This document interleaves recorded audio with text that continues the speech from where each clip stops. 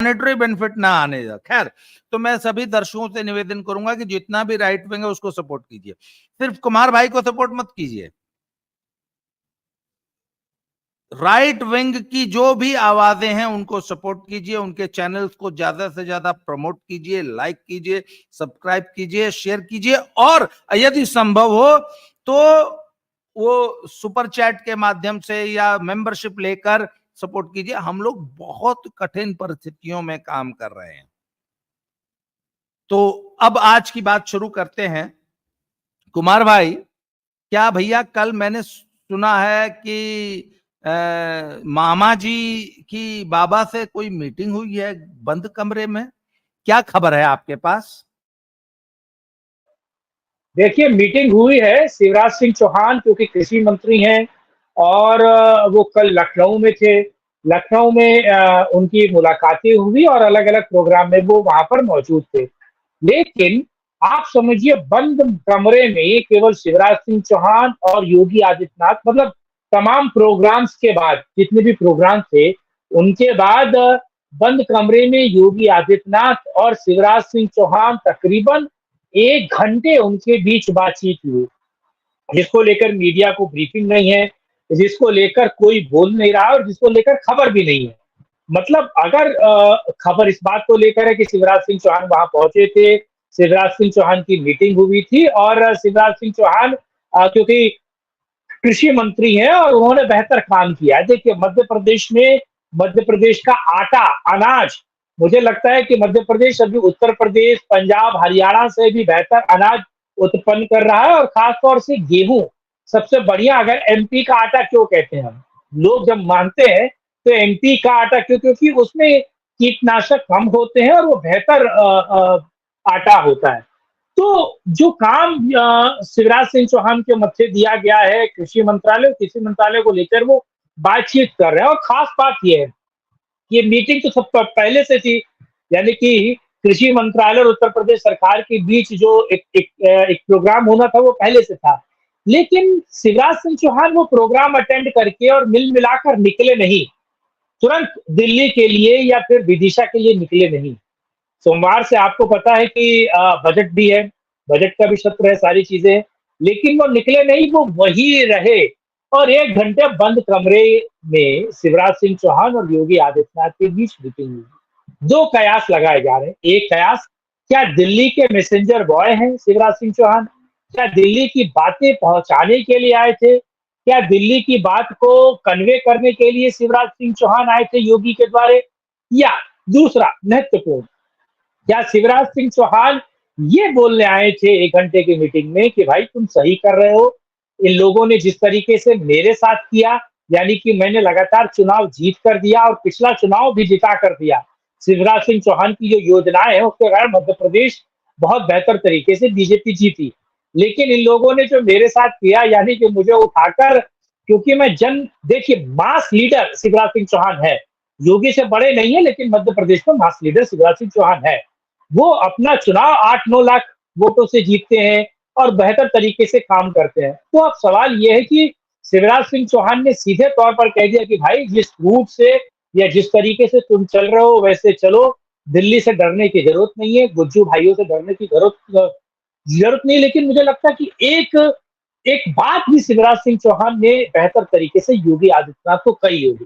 मुझे लगता है कम से कम योगी आदित्यनाथ को कही होगी, या फिर योगी आदित्यनाथ भी पिछले दिनों इस बात को बहुत बेहतर तरीके से समझे होंगे।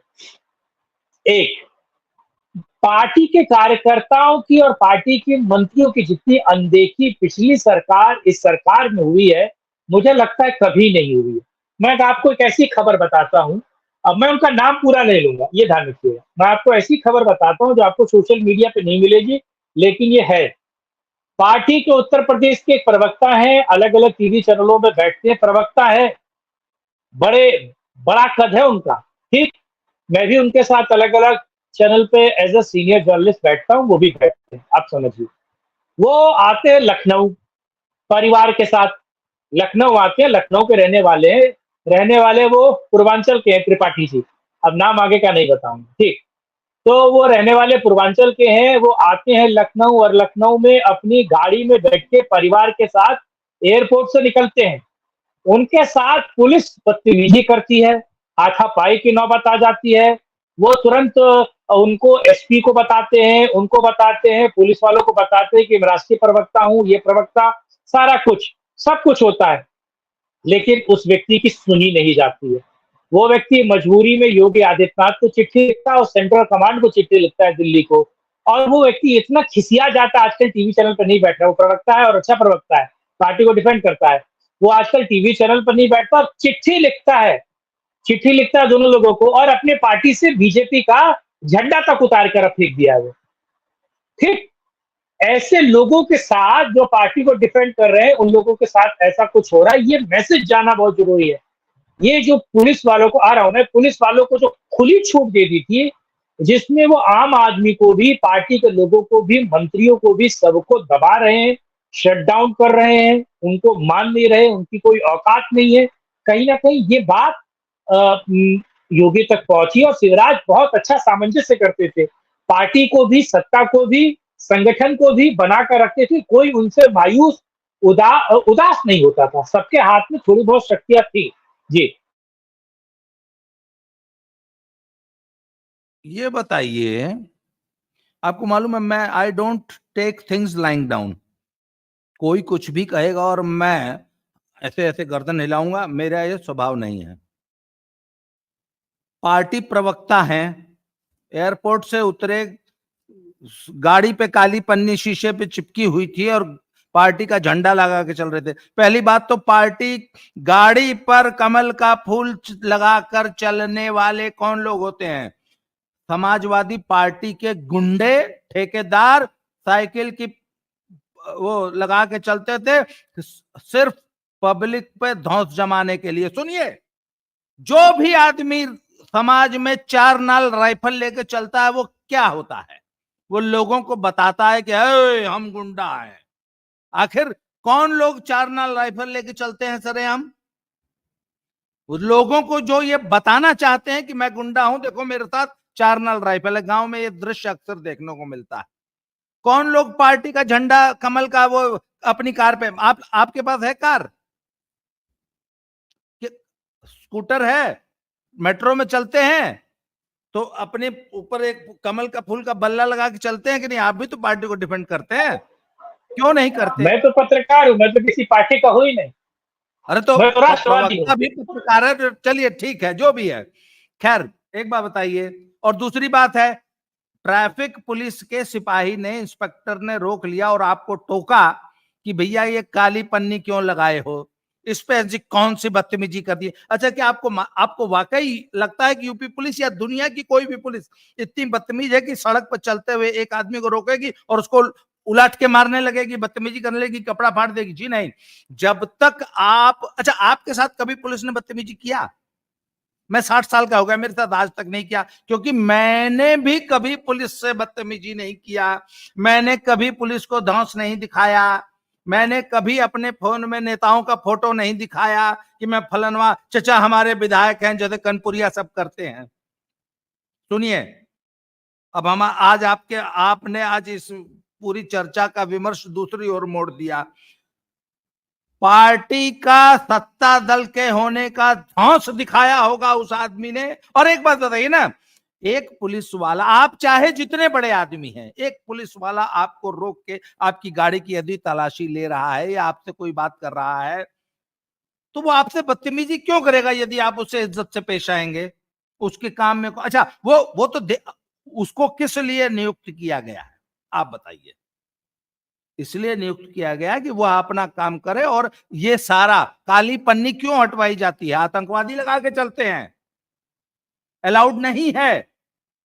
आप क्यों काली पन्नी लगा के आतंकवादी तो चलते पकड़े नहीं जा रहे महाराज। और आतंकवादी तो जम्मू में पकड़े नहीं जा रहे। अगर पार्टी प्रवक्ताओं का जीना गुहार कर दिया है। अगर पुलिस वाले ने रोक के आपकी गाड़ी की तलाशी ले ही ली, तो आपको इतना हाय तौबा मचाने की क्या जरूरत थी? उससे जब आपने हॉट टॉक किया होगा, तब उसने हॉट टॉक किया होगा आपके साथ, और फिर उसके बाद रोने लग गए, हाय कर दिया, मुख्यमंत्री जी से मिल गए। और मुख्यमंत्री जी ऐसे CHSO4 को एड्रेस क्यों करते हैं? ऐसे थर्ड क्लास आदमी को, जो कि एक सिंपल सी बात का बतंगड़ बना के कार्यकर्ता का जो है उत्पीड़न और आर कर रहा है, और उसको योगी जी टाइम दे रहे हैं कि घंटा मिल रहे हैं। ऐसे आदमी काय तुम बदतमीजी के पुलिस से? सर, मैं भी इस देश का नागरिक हूं, मैंने आज तक कभी पुलिस को बदतमीजी करते नहीं देखा है। शरीफ आदमी के साथ, शरीफ आदमी के साथ, गुंडों के साथ गुंडाई करती है, और इसने पहले बदतमीजी किया होगा। पुलिस हमारी दुश्मन नहीं है, मैं पुलिस का सबसे बड़ा समर्थक हूं। 99% केसेस में पुलिस शरीफ आदमी को कुछ नहीं कहती है, आप बशर्ते कि शरीफ आदमी बने रहे। उसने सत्ता की धौंस दिखाई होगी पक्का, इसलिए मैं आपका ये तर्क बिल्कुल बाय नहीं करूंगा कि कार्यकर्ताओं की पूछ नहीं है ऐसा। अच्छा एक मिनट, पार्टी का झंडा उतार के घूम रहा है, किस पे एहसान कर रहा है? मत लगा भाई पार्टी का झंडा, तू अगर पार्टी को नहीं डिफेंड करेगा तो पार्टी जो है रसातल में चली जाएगी। हमें नहीं चाहिए तुम्हारे जैसे। एहसान कर रहे हो तुम पार्टी पे, पार्टी ने तुमको प्रवक्ता बनाया है, you should be thankful to the party. आप पार्टी पे कोई एहसान नहीं कर रहे हैं, और अगर आप पार्टी का झंडा नहीं लगा के चल रहे, बहुत अच्छी बात है, चलना भी नहीं चाहिए जी।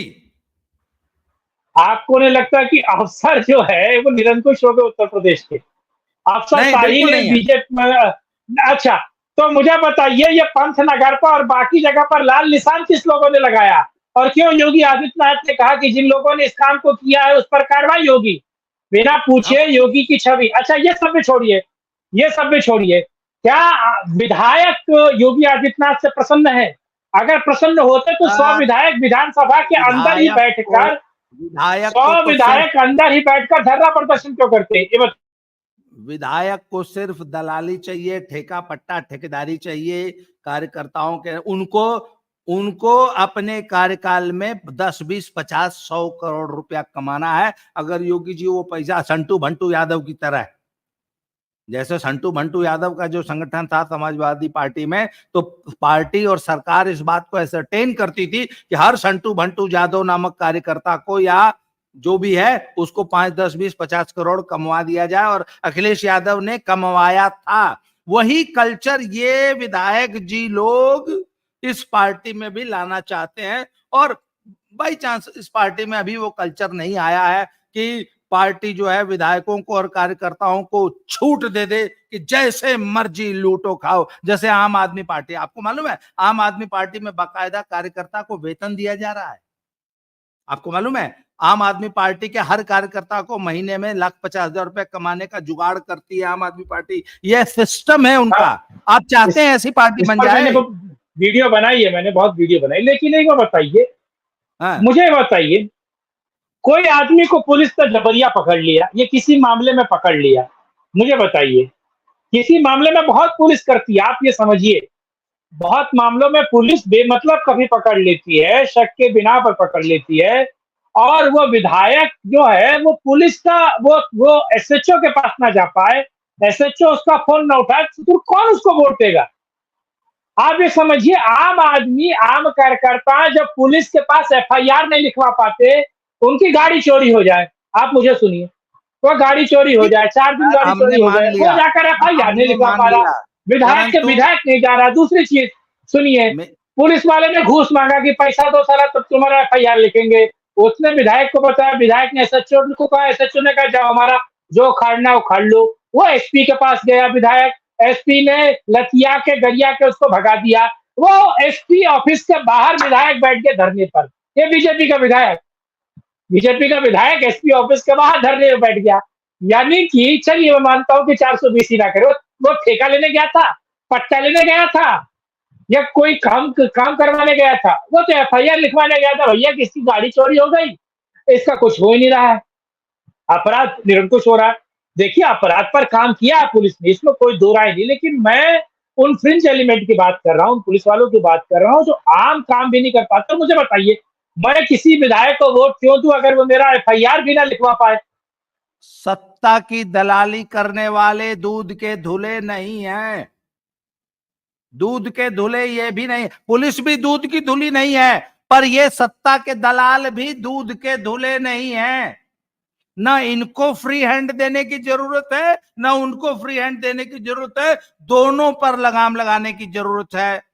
पुलिस वाले और नौकरशाही, अफसरशाही बिल्कुल भ्रष्ट है, पर इनसे कम भ्रष्ट है।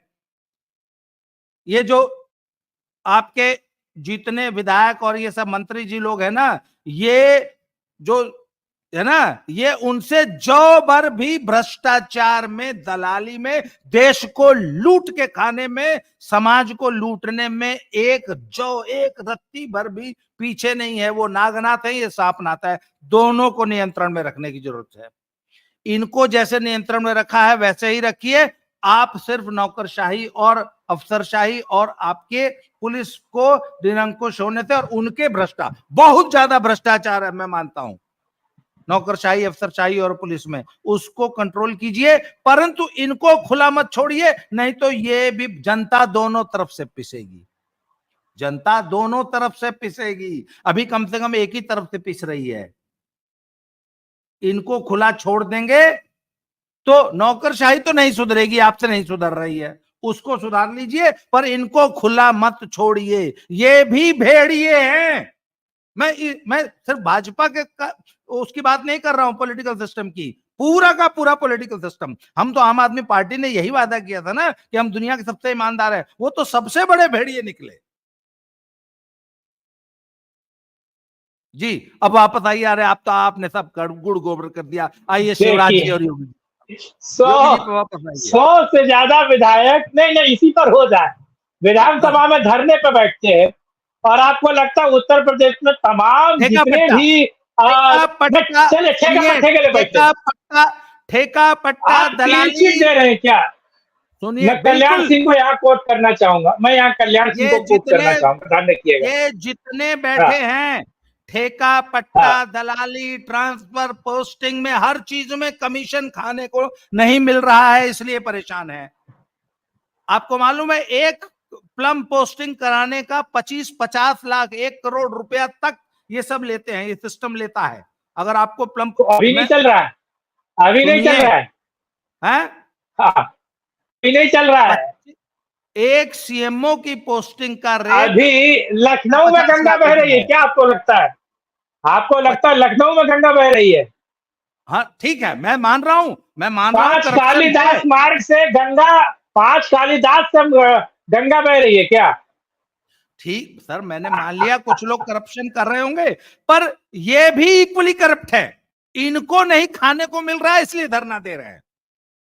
ये इस करप्शन में पूरे यहां आकंठ डूबे हुए हैं। ये जितना ये पूरा पॉलिटिकल सिस्टम है, मैं सिर्फ बीजेपी के एमएलए की बात नहीं कर रहा हूं, इनका एक ही सिस्टम है कि ये आपकी कटी हुई उंगली पर मूतेंगे भी नहीं जब तक आप इन्हीं सत्ता के दलालों को पैसा न दें।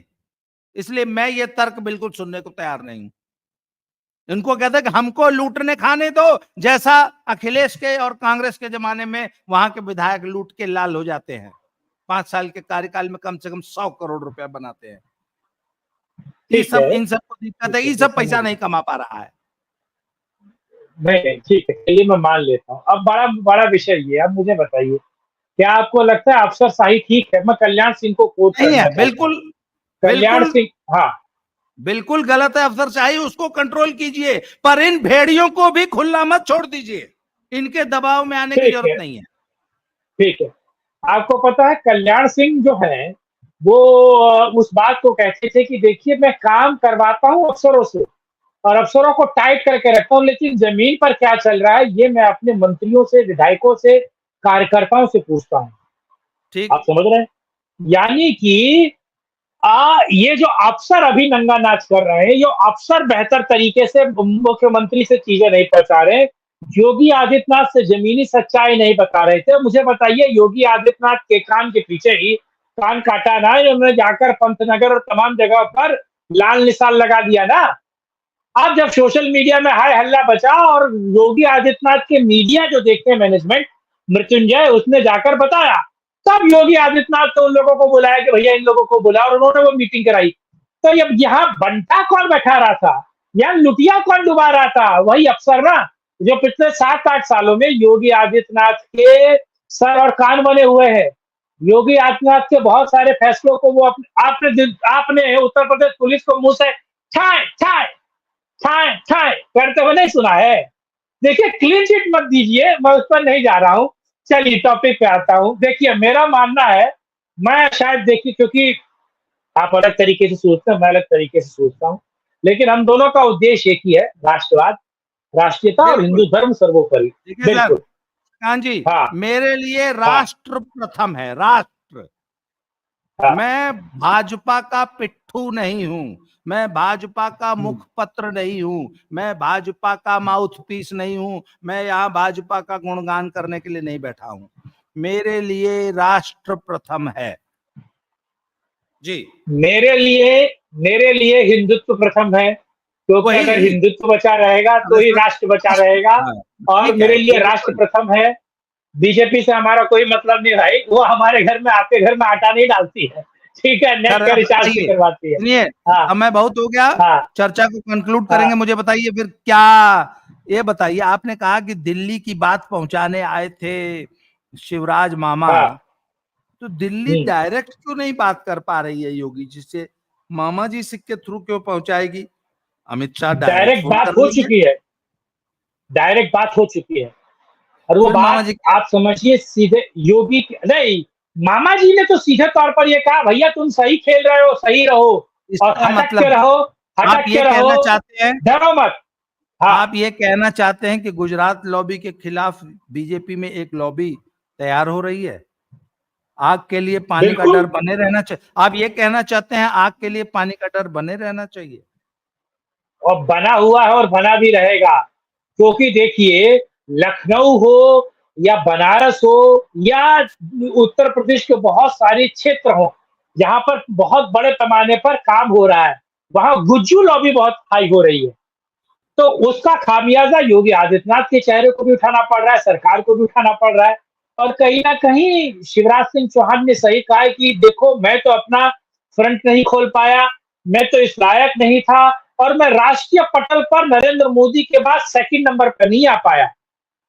राष्ट्रीय पटल पे सेकंड नंबर पर नहीं आ पाए, लेकिन आप राष्ट्रीय पटल पर सेकंड नंबर पर है। तो आप मत चूको चौहान, एक पांव भी पीछे मत रखो, अपने हिसाब से राजनीति करो, अपने हिसाब से चुनाव लड़वाओ और अपने हिसाब से सब कुछ करो। झक मारकर, हार मारकर आपके पीछे आना पड़ेगा, क्योंकि संघ भी आपके साथ है। योगी आदित्यनाथ के साथ संघ भी है, क्योंकि योगी आदित्यनाथ भले अच्छा, संघ के एक सवाल, स्वयंसेवक एक नहीं हो, सवाल, लेकिन क्या, आम आदमी भी योगी आदित्यनाथ के साथ। एक आखिरी सवाल, 1 मिनट में वीडियो खत्म। आपको लगता है भविष्य में वसुंधरा जी से भी योगी जी मिल सकते हैं बंद कमरे में? मीटिंग हो सकती है, मीटिंग है, मुरली मनोहर जोशी से भी मिल सकते हैं। नहीं, मुरली मनोहर जोशी तो फूका हुआ कारतूस है, वो तो मार्गदर्शन मंडल नहीं, में चले गए हैं। पर वसुंधरा जी अभी, लेकिन नहीं नहीं, एक जोशी साहब है, नाम पूरा नहीं लूंगा। नहीं नहीं, वो एक जोशी जोशी जाति, साहब है। जोशी जाति में नहीं, मैं, मुझे मेरा इंटरेस्ट सिर्फ नहीं नहीं, वसुंधरा जी। मैं उनकी मनोहर जोशी की बात नहीं कर रहा हूं, मैं दूसरे जोशी की बात कर रहा हूँ। एक दूसरे जोशी साहब है। नहीं नहीं, वो गुजरात वाले जोशी जी। नहीं नहीं, एक और जोशी साहब है, जिनको संजय जोशी, नेपथ्य में डाल दिया गया था। हाँ, संजय जोशी। अच्छा खैर छोड़िए सब। देखिए, एक जैसे आडवाणी और अटल ने गोविंदाचार्य को नेपथ्य में डाल दिया था, हाँ, वैसे ही एक और जोशी है जिसको उनको नेपथ्य में डाल दिया गया था। बहरहाल ये अलग विषय है, लेकिन मुझे लगता है कहीं ना कहीं आग और पानी का, जो आपने बोला, आग और पानी का डर बना रहना चाहिए। और योगी आदित्यनाथ के साथ उत्तर प्रदेश की जनता है खड़ी। आपको पता है 24 के चुनाव में मोदी के खिलाफ एंटी इनकम्बेंसी थी, जमीन पर दिख रही थी, लेकिन योगी के खिलाफ कोई बोलकर राजी नहीं था, योगी के खिलाफ कोई गलत नहीं कह रहा था, क्योंकि कानून व्यवस्था से लेकर आम जन सुनवाई तक सारे काम योगी आदित्यनाथ ने बेहतर तरीके से किया। रातों रात काम करते हैं, परिश्रमी मुख्यमंत्री है, इसमें कोई दुराई नहीं। इसीलिए योगी के साथ सभी लोग हाथ बांधे, हाथ जोड़े खड़े हैं, और योगी इस बात को समझते हैं। लेकिन योगी की एक ही चूक रही है, कि कार्यकर्ताओं के साथ अटैचमेंट नहीं रहा। जाते जाते एक आखिरी बात बता जाता हूँ मैं आपको जी। पता है जब भी कार्यकारिणी होती है, ये अंत का ट्विस्ट है, ये अंत में सबसे खास चीज है। आपको पता है जहां जब भी उत्तर प्रदेश की कार्यकारिणी होती थी, तो उत्तर प्रदेश सरकार उसको फाइनेंस करती थी। हर एक कार्यकारिणी के सदस्य के हाथ में एक जूट का बैग होता था, जूट का बैग, एक कॉपी होती थी, एक पेन होती थी और खास तौर से 80 सीटें या फिर 80 जनपदों के एक कोई चीज, ठीक है, वन डिस्ट्रिक्ट वन प्रोडक्ट वाला जो है उसमें वो होता था। उत्तर प्रदेश सरकार उसको फाइनेंस करवाती थी, उत्तर प्रदेश सरकार उसको देखती थी, आने जाना खाने पीना सबका व्यवस्था उत्तर प्रदेश सरकार देखती थी। जरा विश्वसनीय सूत्रों से बताइए इस बार वो जूट बैग था? नहीं। वन डिस्ट्रिक्ट वन प्रोडक्ट था? नहीं। पैन था उत्तर प्रदेश का? नहीं। क्या उत्तर प्रदेश सरकार ने कॉपी उसके अंदर या एक रजिस्टर उसके अंदर मुहैया करवाया था? नहीं। यहां तक कि फ्रेशमेंट भी उत्तर प्रदेश सरकार ने मुहैया नहीं करवाया था, बल्कि उत्तर प्रदेश लखनऊ के एक एमएलसी हैं और बस्ती के एक एमएलसी हैं। उन्होंने एक पॉलिथीन नुमा बैग, उसके अंदर एक रजिस्टर छोटा सा और एक पेन 2 रुपए वाला, वो टिकटॉकिया वाला पेन, ठीक है, और रिफ्रेशमेंट मुहैया करवाया था। तो आप समझ जाइए जो मैं नहीं कह रहा हूं वो कार्यकारिणी से जो चीजें निकल कर आई है वो आप समझ सकते हैं। बहरहाल चलिए इस पे दोबारा जो मैं कहना चाहता था वो कह चुका। ये आपने बहुत गंभीर, मतलब आप कहना चाहते हैं कि जो है इस बार कार्यकारिणी में वो रौनक नहीं रही, आप ये कहना चाहते हैं। चलिए इस पे दोबारा कार्यकारिणी में जो हुआ उस पर एक वीडियो बनाएंगे अलग से। चलिए कार्यकारिणी पहले चर्चा करेंगे। आज के लिए इस वीडियो में इतना ही, बहुत जल्दी अगली वीडियो में फिर से मिलते हैं। Thank you very much.